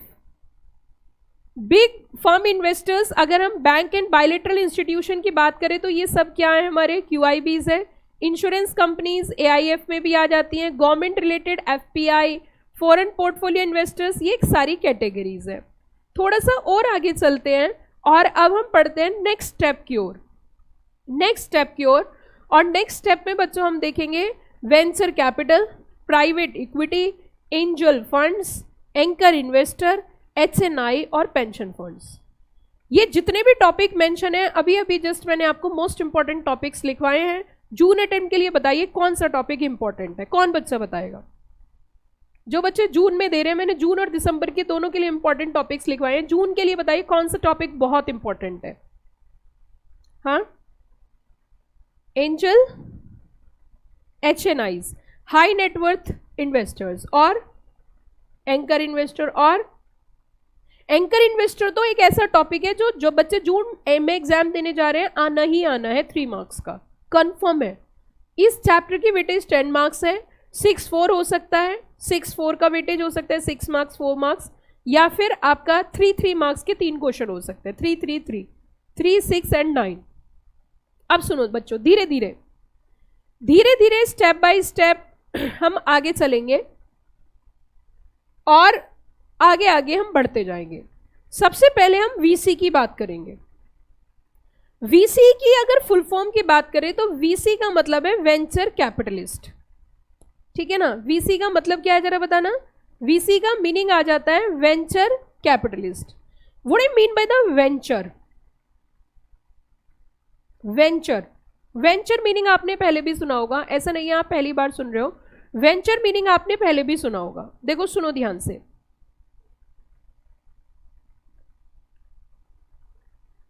अब मैं आपको एक छोटा सा एग्जाम्पल देके बता रही हूं, आप उसको समझना। मान के चलिए आपके पास कोई आइडिया बहुत अच्छा है, ठीक है, लेकिन आपके पास पैसा नहीं है। अब आपने कहा कि देख मेरे पास आइडिया तो बहुत अच्छा है लेकिन पैसा नहीं है, और सामने वाली पार्टी के पास पैसा है, तो वो क्या करेंगे कि चलो ठीक है तुम बिजनेस स्टार्ट करो, उसमें पैसा मैं दूंगा। तो दोनों ने क्या किया, जो सामने वाली पार्टी पैसा दे रही है उसको इन रिटर्न हिस्सेदारी मिलेगी। कैसे? जैसे मेरे पास मान के चलिए 50,000 रुपए थे, 50,000 रुपीज, और आपने मुझे दिए 1 लाख रुपए, या आपने मुझे दिए 2 लाख रुपए, तो इसका मतलब 2 लाख आपके हो गए, 50,000 मेरे हो गए। टोटल बिजनेस कितने से स्टार्ट हुआ? 2.5 लाख से। हमने बिजनेस स्टार्ट कर दिया। आइडिया में एक आइडिया जो बदल दे आपकी दुनिया। अब उस आइडिया को हम कन्वर्ट करेंगे किसमें? एक्चुअलिटी में। 2.5 लाख से बिजनेस स्टार्ट किया और बिजनेस बढ़ते बढ़ते बढ़ते बढ़ते हो गया 2.5 करोड़ का। अब बिजनेस जब 2.5 करोड़ का हो गया तो जितने % आपकी हिस्सेदारी थी, ठीक है, उतने % अब आप अपनी रिटर्न ले लोगे। अगर हम यहां पे 20 और 80 की बात करें तो 20% उसका रहेगा जो ऑलरेडी है, 80% उसका रहेगा जिसने आउटसाइडर ने पैसा दिया। तो यहां पे जिसका आइडिया था उस आइडिया को क्या मिल गई? एक्चुअलिटी में कन्वर्ट किया, लेकिन सामने वाली पार्टी ने उसमें पैसा लगाया। अब मैं आपसे एक बात पूछना चाहती हूं जो मेन पॉइंट है कि जब भी कभी किसी नए आइडिया में पैसा लगाया जाता है तो is full of risk. 99% chances होते हैं पैसा डूबेगा, और डूबने के पूरे चांसेस हैं। जितने भी वेंचर कैपिटलिस्ट होते हैं वो इसी तरीके से नए नए आइडियाज में पैसे तो लगाते हैं, लेकिन जितनी भी कंपनीज में वो पैसा निवेश करते हैं उसमें से 90 कंपनी ऐसी होती है जो पैसा डूब जाता है, और 10 कंपनी ऐसी होती है जिनमें उन्हें रिटर्न मिलती है। लेकिन 10 कंपनी से ही उन्हें इतनी ज्यादा रिटर्न मिल जाती है कि वो सारा भूल जाते हैं। नहीं समझ में आई बात? जितने भी वेंचर कैपिटलिस्ट होते हैं, अगर मान के चलिए उन्होंने 50 कंपनी में पैसा लगाया, तो जब भी वो पैसा कहाँ लगा रहे हैं, किसी स्टेज पे लगा रहे हैं, मुझे पहले स्टेज बताइए। अर्ली स्टेज पे लगा रहे हैं, बिजनेस की शुरुआत में लगा रहे हैं, और जब भी कभी बिजनेस की शुरुआत होती है तो business is full of risk. Success हो भी सकता है और सक्सेस नहीं भी हो सकता। अगर बिजनेस सक्सेस नहीं हुआ तो पैसा डूब जाएगा, और ऐसा ज्यादा चांसेस होते हैं पैसे डूबने के। तो वेंचर कैपिटलिस्ट अगर 50 कंपनी में पैसा लगाता है तो उसमें से 45 कंपनी में पैसा डूबता ही डूबता है। लेकिन बाकी की जो 5 कंपनी होती है वो इतना कमा के देती है कि आगे के लिए फिर रेडी हो जाता है। तो वो क्या करते हैं, अपनी हिस्सेदारी निकालते हैं और चले जाते हैं। अब एक स्टेज हुई इनिशियल स्टेज, पहली स्टेज, जिसे हम सीड कैपिटल बोलते हैं। पहले समझ लो सारा टॉपिक, फिर कुछ भी, ये सब वही लिखा हुआ है। तो जो सीड कैपिटल बोलते हैं, सीड कैपिटल मतलब बिजनेस के स्टार्टिंग में, at the initial stage of business, वहां पे सीड डालने की जरूरत हुई, तो उसे हमने क्या बोला, सीड कैपिटल। क्या बोला बच्चों, सीड कैपिटल। तो हमने वहां पे सीड डाल दिया। अब वहां से बिजनेस धीरे धीरे क्या स्टार्ट होगा, ग्रो होना। तो इनिशियल स्टेज पे जो पैसा लगाते हैं उनको बोलते हैं वेंचर कैपिटलिस्ट। और वेंचर कैपिटलिस्ट के बाद दूसरी स्टेज आती है कि बिजनेस स्टेबल हो गया है, लेकिन बिजनेस को और एक्सपेंशन चाहिए। तो ऐसी स्थिति में वो अपनी कंपनी में एंट्री देता है प्राइवेट इक्विटी को। कौन आते हैं, प्राइवेट इक्विटी। इसका मतलब एक बात तो साफ हो गई, प्राइवेट इक्विटी जब एंटर करते हैं जब कंपनी स्टेबल पोजीशन में होती है और कंपनी को एक्सेस फंड्स की जरूरत होती है बिजनेस को एक्सपेंड करने के लिए। Got the point everybody. तो वो सेकंड स्टेज पे आते हैं हमारे वीसी, सॉरी पी को क्या बोला मैंने, प्राइवेट इक्विटी। अब कंपनी को और ज्यादा फंड्स की जरूरत है, इतनी एक्सट्रीम फंड्स की जरूरत है कि कोई एक व्यक्ति या एक बैंक फुलफिल नहीं कर सकता। तो पीई के बाद कंपनी आती है पब्लिक इशू में। तो पीई क्विट करता है और कंपनी आईपीओ लेकर आती है। तो आप देखिए स्टेज समझ गए, initial stage is seed capital, कौन फुलफिल कर रहा है, वीसी। वीसी के बाद एक्सपेंशन के लिए कौन आ रहा है, पीई, और पीई के बाद क्या आ रहा है, आईपीओ। तो ये स्टेजेस होती हैं। देखो अगर मैं खाली वीसी आपको समझाऊं तो आप रिलेट नहीं कर पाओगे। मैंने आपको पूरा स्ट्रक्चर समझा दिया कि वीसी होगा, वीसी के बाद पीई होगा और पीई के बाद आईपीओ होगा। ठीक है बच्चों। अब एक चीज और समझिए, यहां पे मैं एक और बताती हूं, और वो है आपका एंजल फंड। एंजल फंड भी कुछ इसी तरीके का है। एंजल का मतलब होता है फरिश्ता, कि आपकी जिंदगी में फरिश्ता बन के आया। कैसे, जरा समझते हैं।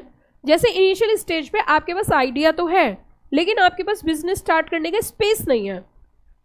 सामने वाली पार्टी ने बोला स्पेस तुम मेरा यूज करो और बिजनेस स्टार्ट करो। तो उसने जो अपना स्पेस दिया आपको, बदले में रिटर्न लेगा। जब प्रॉफिट होगा तो रिटर्न लेगा। तो आपकी जिंदगी में कैसे एंटर हुआ, बताइए ना, आपकी जिंदगी में कैसे एंटर हुआ, जैसे कि एक जिंदगी में फरिश्ता आता है, उसकी मदद से आप बिजनेस में ग्रो कर गए। तो ये होते हैं हमारे anchor investor, sorry angel fund. ये क्या होते हैं आपके, एंजल फंड। अच्छा पहले बताओ, वीसी समझ में आया, पी समझ में आया, एंजल फंड समझ में आया। अब अगली बात सुनो, फिर मैं एक एक स्टेप बाय स्टेप क्लियर करूंगी। फिर पिक्चर में एक और टर्म आएगी आपकी, एंकर इन्वेस्टर। अब एंकर इन्वेस्टर को ऐसे नहीं समझना, क्योंकि मैं चाहती हूं कि जिस दिन आप एग्जाम में लिखो ना, तो मेरी बात सुनी हुई आपके माइंड में सेट हो जाए बस। क्योंकि देखो मैं एक एक लाइन नहीं पढ़ रही है, तो मैं बाद में पढ़ूंगी। अब नेक्स्ट टॉपिक आएगा हमारे सामने, एंकर इन्वेस्टर। इसे भूल जाइए, आप अपने स्कूल डेज में जाइए।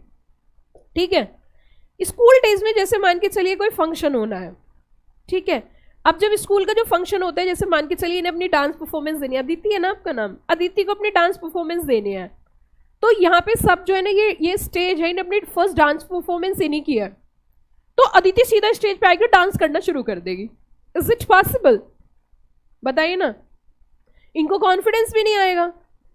स्कूल में कैसे एनुअल फंक्शन स्टार्ट होता है, कौन बच्चा बताएगा, हाथ उठा के बताइए। मैं पढ़ाई की बात कर ही नहीं रही,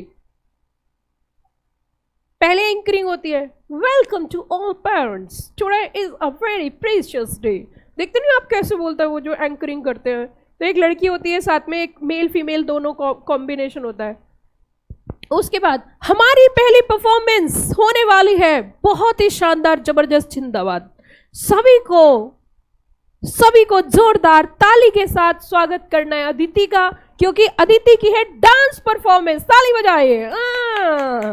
अब देखो, अब हुआ क्या, ये मैं स्टेज पे ऑलरेडी हूं और मैंने स्टेज पे फंक्शन स्टार्ट कर दिया। अदिति पीछे, अभी अदिति सुन रही है। तो अदिति को ये आइडिया है कि ऑलरेडी स्टेज पे कोई पहले से ही है, और इनके हौसले को अब क्या मिल गया, और उड़ान मिली, हौसला अफजा कर दिया क्योंकि हमने ताली बजाई।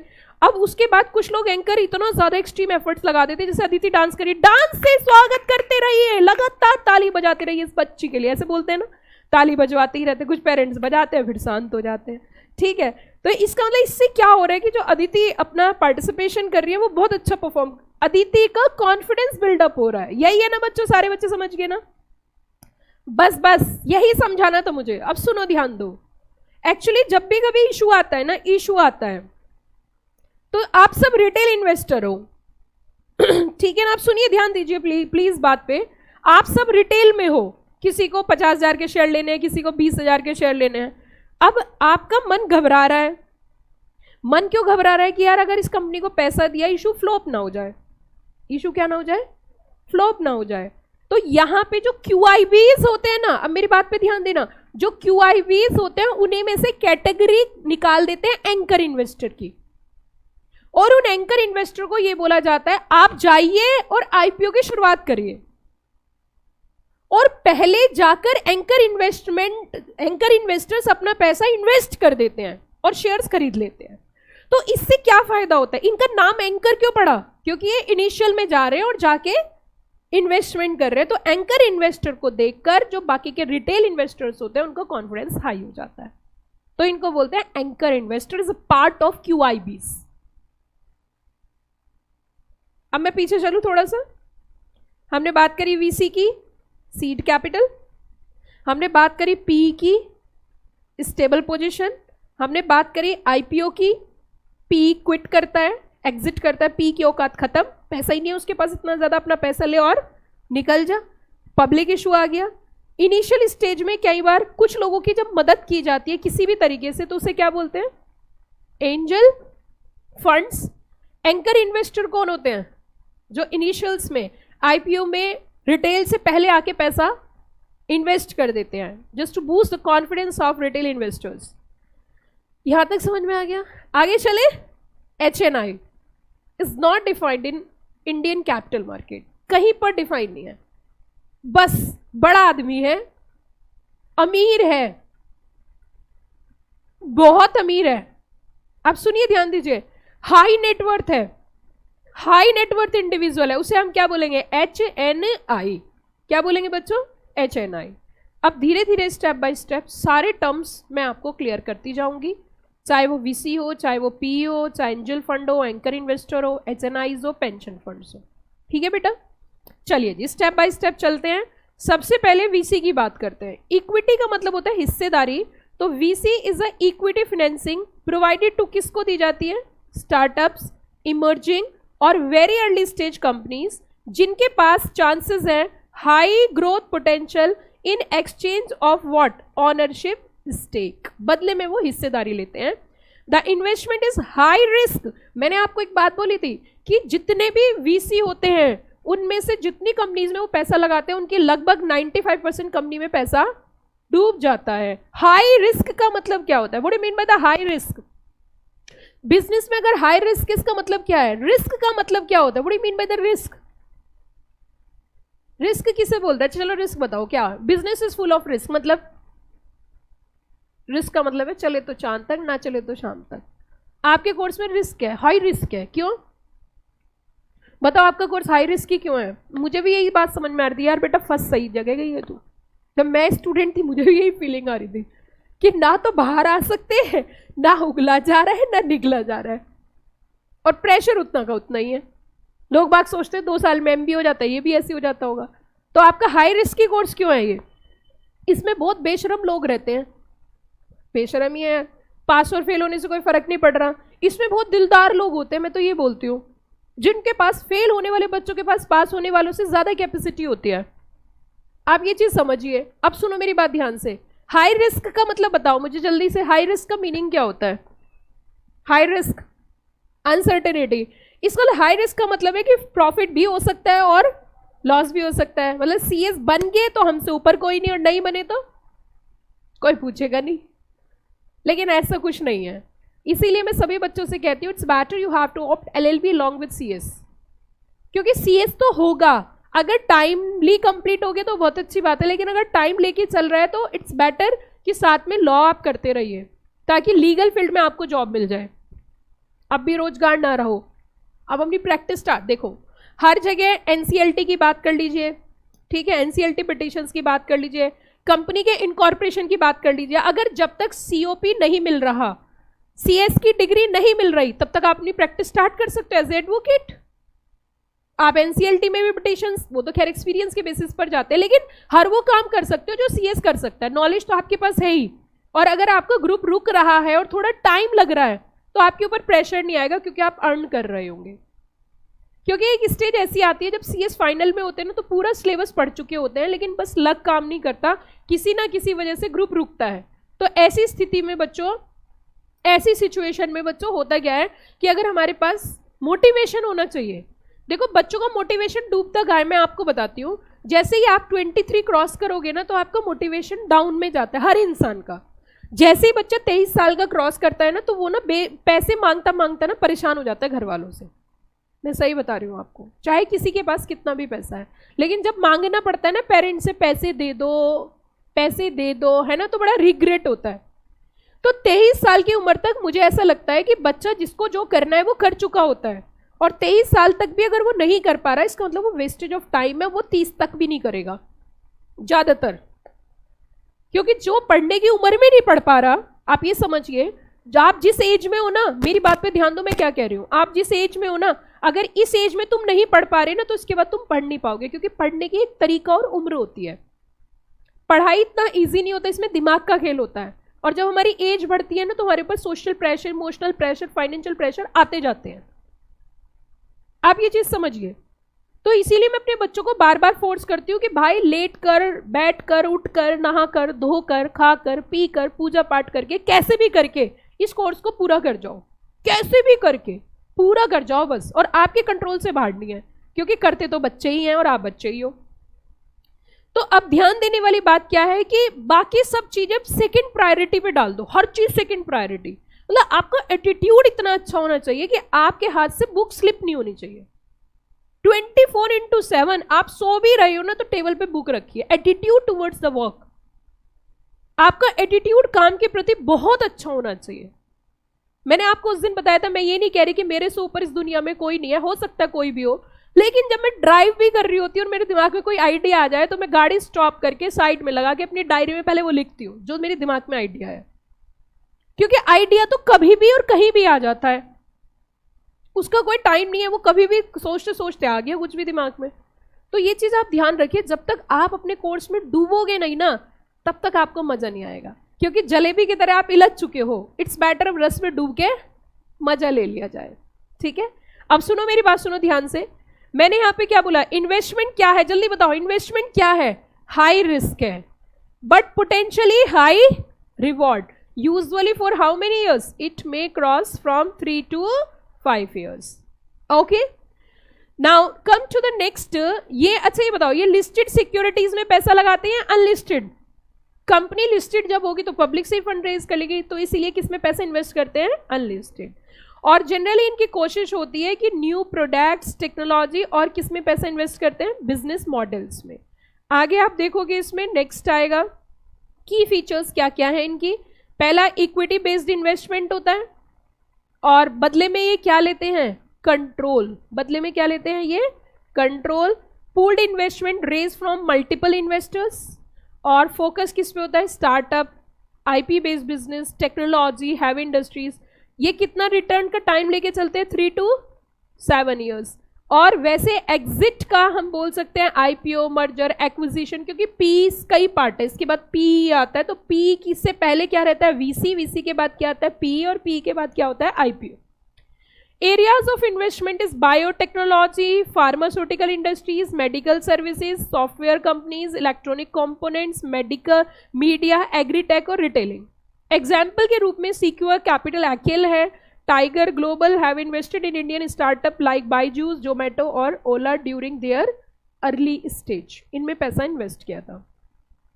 अब थोड़ा सा हम आगे चलेंगे और आगे बढ़ेंगे बच्चों पीई के पास। पीई नाम ही है प्राइवेट इक्विटी। इक्विटी जब आम जनता से इकट्ठे करते हैं तो आईपीओ के थ्रू, और जब प्राइवेट लोगों से करते हैं तो उसे बोलते हैं हम private equity. Private equity is equity investment in companies that are not publicly listed, that are not, जो क्या नहीं है, पब्लिकली लिस्टेड नहीं है, और buyouts from company to make them private. It includes high net worth individuals, institutional investments in mature business. मैंने आपको initials में ही बताया था कि ये जो पी पैसा इन्वेस्ट करते हैं ये ऐसी कंपनी में इन्वेस्ट करते हैं जो स्टेबल पोजीशन में है, इसीलिए इन्होंने यहाँ पे एक वर्ड यूज किया है, मैच्योर बिजनेस. क्या वर्ड यूज किया बच्चों? Mature business. इसका मतलब ये मैच्योर बिजनेस में पैसा लगाते हैं फॉर रीस्ट्रक्चरिंग, एक्सपेंशन और एग्जिट प्लानिंग. रीस्ट्रक्चरिंग जो वर्ड है बहुत डिटेल में सुनने को आपको फाइनल में मिलेगा, लेकिन रीस्ट्रक्चरिंग को बोलते हैं रिपेयरिंग, रीअरेंजिंग, रीबिल्डिंग. किसी भी तरीके से बिजनेस को रीअरेंज करना, रिपेयर करना, रीबिल्ड करना. अब वो दो तरीके से हो सकती है, वो एक्सटर्नल भी हो सकती है, इंटरनल भी हो सकती है. जैसे आप अपनी मार्केटिंग में रीअरेंजमेंट कर रहे हो तो मार्केट रीस्ट्रक्चरिंग हो गई, तो वो इंटरनल है. लेकिन अगर कंपनी को आप दूसरी कंपनी के साथ मर्ज कर रहे हो तो वो एक्सटर्नल रीस्ट्रक्चरिंग है, वहां पैसे की जरूरत पड़ेगी. तो ये चीज है इसमें. Defined SEBI AIF regulations category second AIF in equity और इक्विटी लिंक्ड इंस्ट्रूमेंट्स. आगे टाइप ऑफ पी इन्वेस्टमेंट्स अगर आप देखोगे तो इन्होंने अलग अलग कैटेगरी में ये बनाए हैं, that is leverage, buyouts, growth capital, venture capital. आगे बच्चों चलेंगे एंजल इन्वेस्टर, या फिर हम क्या बोल सकते हैं इन्हें, एंजल फंड. इज ए सब कैटेगरी ऑफ पार्ट बोल सकते हैं हम किसका, वेंचर कैपिटल के जैसे ही होता है. क्यों? क्योंकि इनमें लगभग कॉमन क्या है, ये दोनों ही अर्ली स्टेज पे होते हैं, है ना. अगर हम बात करें वीसी की तो वो भी which raises funds from angel investor to invest in किसमें, स्टार्टअप. एफ्लुएंट इंडिविजुअल होता है, कॉर्पोरेट भी हो सकता है, जो इन्वेस्ट करता है किसके अंदर, seed capital in return for convertible debt और इक्विटी. अच्छा ये बताइए एंजल फंड जो है वो कौन सी स्टेज पे आता है, जल्दी जल्दी बताओ. Initial stage. At earliest stage of investor, usually former entrepreneurs offering mentoring, strategic advice and angel network और equity crowd funding. Crowd funding आगे चल के आएगा, जो इंटरनेट के थ्रू क्राउड से फंड रेज किया जाता है, that is known as crowd funding. Indian angel network and Mumbai angels are prominent angel investing groups. उसके बाद आगे चलेंगे, these are the anchor investor. अब मैंने आपको स्टार्ट करने से पहले ही एक बात बता दी थी कि एंकर इन्वेस्टर्स जो होते हैं वो पार्ट होता है किसके, QIB को. अब आपके सामने वो एग्जाम्पल एकदम क्लियर होगा जो मैंने आपको दिया था. तो anchor investor is a QIB who apply for minimum how many crore, 10 crore in a main board of IPO. अब मैं इसमें आपको समझाना चाहती हूँ कि ये दो होते हैं, जैसे हमारा NSE और BSE है, इसका मेन बोर्ड भी और इसका एक स्मॉल प्लेटफॉर्म भी है, ठीक है. तो मेन बोर्ड पे ये इन्वेस्टमेंट करते हैं, जो कंपनीज आपकी हाई प्रोफाइल कंपनीज है एलिजिबिलिटी के बेसिस पर, वो तो मेन बोर्ड पे जाती हैं.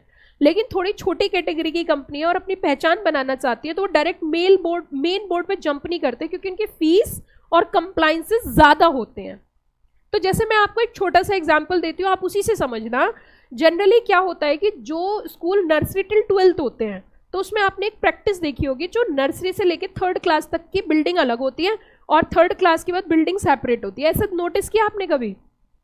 ऐसा होता है ना कि छोटे बच्चों का स्कूल अलग होता है और बड़े बच्चों का स्कूल अलग होता है, चाहे स्कूल एक ही है लेकिन बिल्डिंग और ब्लॉक्स अलग होते हैं. क्यों? इसलिए होते हैं कि जैसे कोई छोटा बच्चा है तो छोटे बच्चों में लड़ाई हो जाए, अगर मतलब छोटे छोटे बच्चों में लड़ाई होगी, सपोज करें फर्स्ट के बच्चों में लड़ाई हो गई तो घुसा मार हो गई तो दिक्कत नहीं होगी. लेकिन 1st क्लास के या 3rd क्लास के बच्चे ने 9th क्लास के बच्चे से कुछ भी बोल दिया, क्या है तू, तो 9th वाला तो बहुत मारेगा. आप समझ रहे हो ना, 9th वाला तो मारते मारते उसका भूत बना देगा, तो उसे हिट हो सकता है. अब बच्चों में जब लड़ाई होती है तो वो ये नहीं सोचते कि मेरी कैपेसिटी कम है, वो तो लड़ेगा और लड़ेगा तो उसको हानि हो सकती है. इसी वजह से स्कूल्स क्या करते हैं कि कैटेगरी स्कूल्स को अलग रखते हैं. बिल्डिंग अलग होती है, सेपरेट बिल्डिंग होती है, उनकी प्रेयर भी अलग होती है, उनकी टीचर्स भी अलग होती है. कभी आपने देखा ही नहीं होगा कॉम्बाइंड, जनरली उनको अलग ही रखते हैं. जब वो 4th क्लास में जंप करते हैं तब वो आते हैं. और आपने एक चीज और नोटिस करी होगी कि 12th और 11th क्लास लगभग आसपास होती है ना, और 6th क्लास ग्राउंड फ्लोर पे है, 7th लाइक 8th 9th ऊपर है, 11th 12th सबसे ऊपर है. कि जो 12th क्लास के बच्चे होते हैं ना वो बहुत अलग स्थिति में आ जाते हैं, वो हर बात पे चांटे से ही बात करते हैं. और फिर आपने देखा होगा स्कूल के बाहर बेल्ट बजती है, कितनी लड़ाई होते हुए देखा होगा जनरली कि कुछ लड़के बाइक पे आए बेल्ट निकाल रखे और लड़की की मम्मी है ना, ऐसे करके आपने नोटिस किया होगा। डर लगता है भाई, पता नहीं किस बात पे लड़ाई हो गई। तो स्कूल में कुछ बच्चे तो ऐसे होते हैं जो खुराफात नेचर के होते हैं, लाइक उनके दोस्त आ जाते हैं एकदम से स्कूल के बाहर इकट्ठा हो जाते हैं, ऐसे करके आपने देखा होगा। तो वो वही बच्चे होते हैं जो कुछ नहीं कर पाते, कुछ नहीं कर पाते, वो जिंदगी में कुछ खास नहीं कर पाते, वो बस लड़ने झगड़ने में ही रह जाते हैं। अब मेरी एक बात सुनिए, ध्यान दीजिए मैं क्या कहना चाह रही हूँ। जिंदगी एक ही मिली है तो उसे सही तरीके से जिया जाए तो ज्यादा अच्छा है। आगे बढ़ते हैं प्लीज। एंकर इन्वेस्टर, हेलो, देखो कितनी, मैं ये देखना चाहती हूँ कि आउट ऑफ टॉपिक 1 मिनट के लिए जाओ, बच्चों का लेवल ऑफ एनर्जी हाई होता है। और अभी जब एंकर इन्वेस्टर पढ़ाऊंगी तो मुझे ऐसे देखेंगे, और जब अभी सेकंड लेक्चर होगा फिर ऐसे देखेंगे, और जब सर्कल लेक्चर होगा पढ़ाते ही रहेंगे कि आज, है ना, फिर ऐसे ऐसी स्थिति बन जाती है। तो इसीलिए पढ़ लो बच्चों। एंकर इन्वेस्टर्स QIB, मैंने आपको पहले ही बताया कि एंकर इन्वेस्टर्स क्या हैं, QIBs है, who apply for minimum how many crore, 10 crore in a main board IPO। Please no talking, through a book building process, through a book building process. अभी इनिशियल्स में मैंने आपको एक बात समझाई थी कि बुक बिल्डिंग प्रोसेस क्या होता है। बुक बिल्डिंग किसे बोलते हैं? Book building is a method, है ना, जो 2 मेथड्स से, वन इज ट्रेडिशनल और second one is book building. In SME मतलब स्मॉल एंड मीडियम एंटरप्राइजेस होती हैं ये, IPO defined under SEBI ICDR regulation, allowed up to कितने %, 60%। एलोकेशन क्या है बच्चों? डिस्क्रिशनरी है। Lock in 50% of share locked how many days, 30 days. And 50% कितने दिन के लिए लॉक किए जाते हैं? 90 डेज। अब थोड़ा सा आगे चलते हैं। अलॉटमेंट रूल्स, मिनिमम 2, मैक्सिमम कितने इन्वेस्टर होने चाहिए? 15। Domestic mutual fund reserve 1/3 of anchor allocation. उसके बाद हमारा आता है बच्चों HNI। HNI क्या है? इंडिविजुअल्स हैं ये इंस्टीट्यूशंस नहीं है, और बहुत अमीर है। अब कितने अमीर है वो इंडिया में डिफाइन नहीं किया, लेकिन इन्होंने कहा, यहाँ पे इन्होंने बोला no uniform legal definition but generally individual with 2 crore plus investable surplus. कितने करोड़ बताया? 2 करोड़। 25 लाख से लेके 2 करोड़, एंड दीज आर, अगर कोई 25 लाख से 2 करोड़ के बीच में है तो होने वाला अमीर है वो, मतलब इमर्जिंग HNI। कई बार जब बात चलती है ना, जैसे तो ऐसे बोला जाता है, तुम्हें पता है जब मैं गरीब था तब मैंने चीज खरीदी थी, है ना, तो वो इमर्जिंग अब होने वाले अमीर है। अभी देखो बेटा, मैं आपको ऐसे नहीं कह रही, आप इसे अदरवाइज मत लेना, मतलब please don't take it otherwise. हो सकता है आपके पेरेंट्स के पास बहुत सारा पैसा हो, लेकिन अभी की स्थिति आपकी गरीबों वाली है ना। आप अमीर तब होंगे जब आपके अपने पैसे आएंगे, तो तब आप जब अमीर हो जाओगे तब तुम सोचोगे नहीं, सिर्फ खर्च करोगे। अभी तुम खर्च करने से पहले पैसे लेते बाद में, खर्च पहले हो जाते हैं। कोशिश करते हैं यार इस महीने के पूरे पैसे जो है वो बचा के रखेंगे, लेकिन पैसे कहाँ चले जाते हैं नोबडी नोज, है ना, ऐसा होता है हर महीने। लेकिन आपके पेरेंट्स भी देखो, बड़ा ही लाइक बहुत बड़ी बात है कि हर महीने इतना पैसा देना, ये is not an easy task. अब तो मेट्रो का भी कितना ज़्यादा खर्चा हो गया होगा। कितने पैसे लगते हैं आपकी मेट्रो से आने में? बस पूरा टोटल खर्चा, मतलब लगभग कितना खर्च हो जाता है आपका ट्रांसपोर्टेशन में? मंथली 4000, कोचिंग फीस से भी ज़्यादा है। आपके कितने खर्चे होते हैं? मतलब 650 monthly. Good good, very good. आपके 540। अच्छा, आपका तो कोई खर्चा ही नहीं है, वेरी गुड। तो पीजी में रहते होंगे आप, तो पीजी का तो बहुत खर्चा होता है यार, पीजी वाले तो बहुत पैसे लेते हैं। बेड बोलते हैं बेड मिलेगा, रात को पता चलता है, मैं तो शॉक्ड हो गई थी जब उन्होंने कहा बेड मिलेगा, मुझे लगा बेड मिलेगा, पता चला बेड है ये, कि हाँ। मैंने कहा अगर रात को सपने में गिर गए ना तो नीचे ही मिलेंगे सीधा, ठीक है, वो बेड। और उसमें भी बहुत कॉम्प्रोमाइज करते हैं। एक रूम होता है, उस रूम में भी एक बेड नहीं होता, 2 बेड होते हैं। और समझो अगर अपनी रूम पार्टनर से लड़ाई हो जाए तो उसी को झेलना पड़ेगा 30 डेज तक, शिफ्ट भी नहीं हो पाएगा। प्लीज सुनिए। अब देखो पीजी में जो बच्चे रहते हैं ना, उनके साथ बड़ी दिक्कत है। सबसे ज्यादा रूटीन पीजी वाले ही खराब करते हैं। 12 बजे आइसक्रीम खाने जाएंगे, कोई कंट्रोल ही नहीं होता ना किसी का। घर में रहते तो पेरेंट्स का कंट्रोल होता है, लाइट ऑफ करो, सो जाओ, अब जगो, अब ये करो। लेकिन जो पीजी में बच्चे जब आते हैं ना भाई, सब आजाद हो जाता है, आजाद पंछी। मन करेगा पूरी रात पढ़ेंगे, मन करेगा पूरे दिन सोएंगे, मन करेगा 2 दिन नहीं नहाएंगे, मन करेगा 1 दिन में 2 बार नहाएंगे, मतलब ऐसे हो जाते हैं, आप पूछिए ही मत। तो वो बहुत, उससे बचने की ज़रूरत है। जो बच्चे पीजी में रहते हैं, अपना डिसिप्लिन बनाने की बहुत ज़रूरत है। और ये मत सोचना, कुछ बच्चे ऐसे होंगे जो यूपीएससी की प्रिपेयर करेंगे और पता चलेगा पीएससी की भी नहीं कर रहे, ठीक है। कुछ बच्चे ऐसे होंगे, ऐसा लगेगा सीए की प्रिपरेशन कर रहे हैं, लेकिन बस वो नाम कर रहे होते हैं। ये मत सोचना जो बड़े कोर्स की प्रिपरेशन कर रहे हैं तो वो सिंसियर है। सिंसियर इंसान होता है, कोर्स नहीं होता। क्योंकि जो सीए की प्रिपरेशन कर रहा है तो वो जरूर थोड़ी सीए बन जाएगा, ठीक है। तो ये चीज ध्यान देने वाली है। आइए वापस आइए, चलिए की फीचर्स। हेलो, आप मुझे बस ये बताओ, HNI के डिफाइंड आंसर इज नो। लेकिन एक चीज ध्यान रखनी है, 3 नंबर का क्वेश्चन आ सकता है। Individual with 2 crore investable surplus are HNI। 25 lakh से लेके कितने तक बताया इन्होंने? 2 crore. Key features, not eligible for QIB segments, apply for non institutional investors categories in IPO, generally targeted by private banks and wealth managers. Example इसके बहुत अलग अलग दे रखे हैं, इसमें आपने देखा ही होगा। बच्चों आज का लेक्चर हम लोग यहीं रखते हैं, फिर मिलेंगे नेक्स्ट लेक्चर में। तब तक सभी बच्चों को पढ़कर आना है। अभी आपका 10 मिनट्स का ब्रेक है, उसके बाद आपकी नेक्स्ट क्लास है। बड़े वाला लंच ब्रेक 2 क्लास के बाद ही आपको मिलेगा, ठीक है। 10 मिनट्स का ब्रेक है, फटाफट आइए।